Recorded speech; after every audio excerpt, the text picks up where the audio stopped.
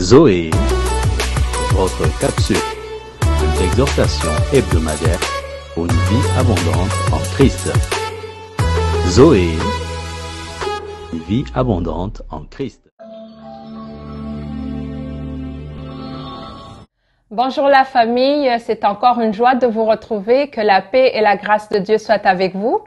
C'est encore Joël et Emmanuel de Family First qui vous présentent votre capsule hebdomadaire pour une vie abondante en Christ, Zoé. Amen. Donc, nous allons continuer sur les vertus de l'amour, comme on a commencé depuis 2 semaines. Aujourd'hui, on va parler sur un vertu qui est très important, qui est sur le pardon.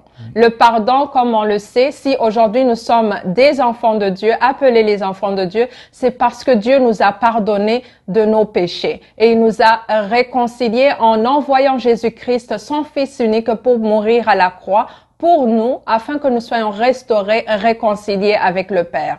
Très important le mot réconcilier. Même dans la vie de couple, on a besoin d'être réconcilié quand il y a eu une offense. Et moi, l'image que j'ai par rapport au pardon, c'est quand je vois Jésus à la croix, n'est-ce pas? Et qui, avant de mourir, dit « Pardonne-leur, car ils ne savent pas ce qu'ils font.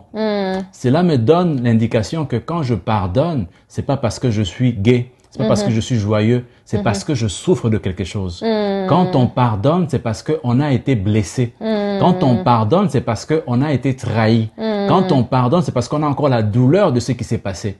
Donc, le pardon n'intervient pas seulement dans les bons moments, loin de là. Et c'est pour ça que ça prend nécessairement la grâce de Dieu pour pouvoir relâcher le pardon. Amen. Ça prend vraiment la grâce de Dieu parce que c'est une chose humainement parlant, tu peux pas le faire lorsque tu es en train de souffrir. Et nous allons voir comment Dieu nous exhorte dans sa parole, dans Colossiens 3:13, ça dit « Supportez-vous les uns les autres, et si l'un a un sujet de se plaindre de l'autre, pardonnez-vous réciproquement, de même que Christ vous a pardonné, pardonnez-vous aussi. » Donc, c'est très important d'accorder la grâce, la même grâce que Dieu nous a donnée, de l'accorder aussi à celui qui t'a offensé. Comme la prière de Jésus, ça nous dit « Pardonne-nous comme nous avons été pardonnés à ceux qui nous ont offensés.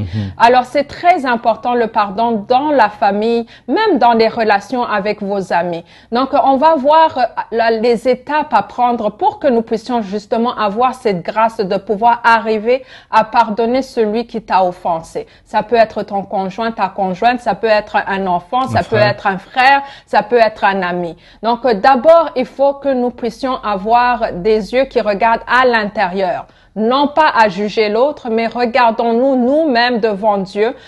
Ayez une introspection pour voir la grâce que Dieu a eue pour ta vie, les péchés qu'il a pardonnés dans ta vie, les péchés peut-être que tu commets encore sans que personne ne voit, mais qu'il a la grâce de pouvoir te pardonner. Alors, ça dit dans la parole de Dieu, Matthieu 7, 2-3, « Car on vous jugera du jugement dont vous jugez. Et l'on vous mesurera avec la mesure dont vous mesurez.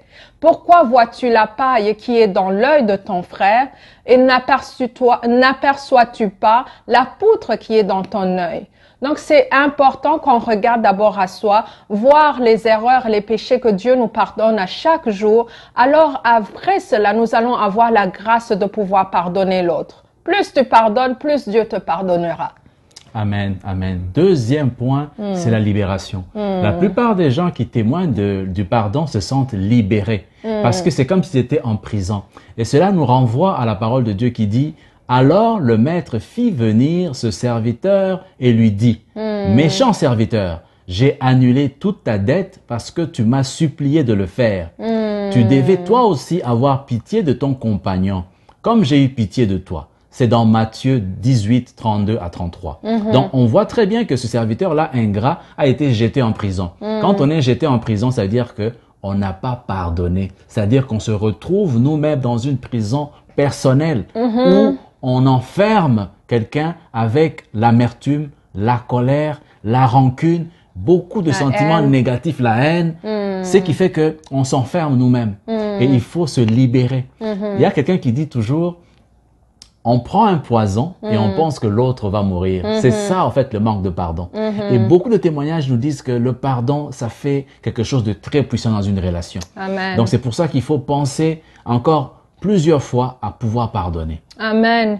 Et lorsque tu pardonnes, comme tu dis, c'est une libération de soi. Ça te rafraîchit même ta relation avec le Père. Parce que lorsque tu as un cœur rempli d'amertume, Dieu ne va pas écouter tes prières. C'est comme si tu es loin de lui. Là où il y a l'amertume, la haine, le Saint-Esprit n'est plus là ou bien n'est plus vivant comme il devrait être. Ouais. Donc, lorsque tu pardonnes, tu libères, tu es purifié de tout le mal qu'on t'a fait. Tes blessures sont restaurées. Tu as plus une communion avec ton Père qui est plus intime. Donc, nous vous encourageons. On va continuer à parler sur les étapes à suivre pour pouvoir pardonner. Nous vous aimons beaucoup, et Jésus vous aime encore plus, que Dieu continue l'œuvre qu'il a commencé en vous afin qu'il soit glorifié dans vos vies. À la semaine prochaine. Bye.